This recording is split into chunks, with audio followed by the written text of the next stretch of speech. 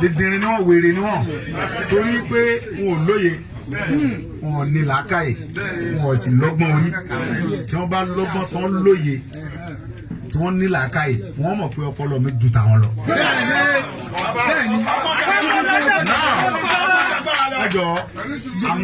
I'm not English man. I'm not fighting for English. I'm fighting my Yoruba because I'm a Pitika man.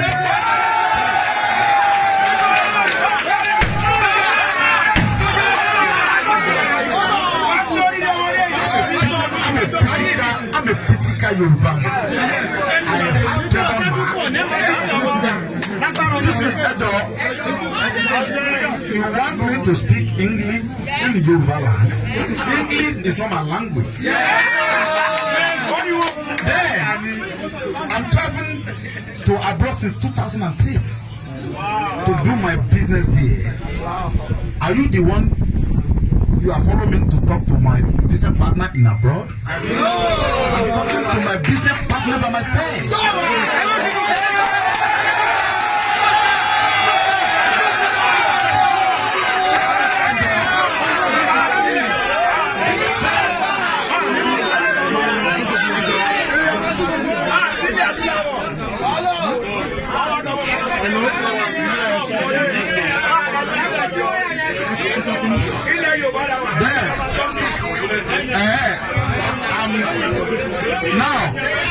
I'm in Yoruba land. I'm a Yoruba man. Yes. I'm fighting for my language. This Yoruba. Yes. You want me to speak English? No. I can't. Yes. Capital no. I can't. Capital no. If you travel to Germany, if you travel to Germany, if you want to do anything in Germany, you need to speak German language. If you don't learn about German, German can tell you Garara here. German is my language. I'm not English man. If you travel to France, if you want to do anything, you need to learn about the French language. I'm not English man. I have to have a man.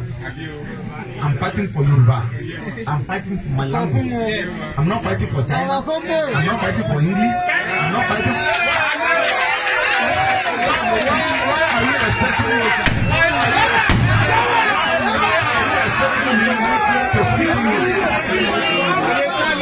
Why are you expecting me to speak English? For what? Capital no. I can't speak English for this program. If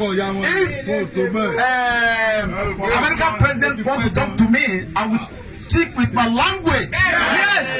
Pitika Yoruba man.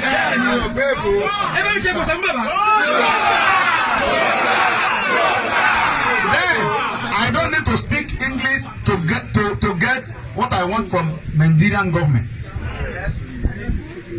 I need to speak my language. You understand? Yes, sir. So, what is English? Nothing. I'm not. Now, you are a professor. Yes. I don't need your money. I don't need anything from you. I'm better than school. So what do you want? What am I want from you? So you want to speak English for what? All my children, this is school. So what do you want to speak for what?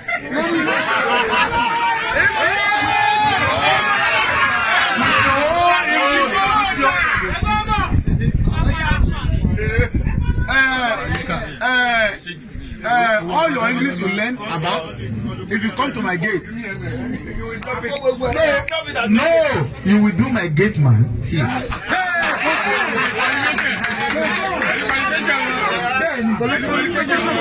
That English you are speaking. Do you have a certificate for English? Do you have certificate for English? I have certificate for Yoruba. This is my certificate.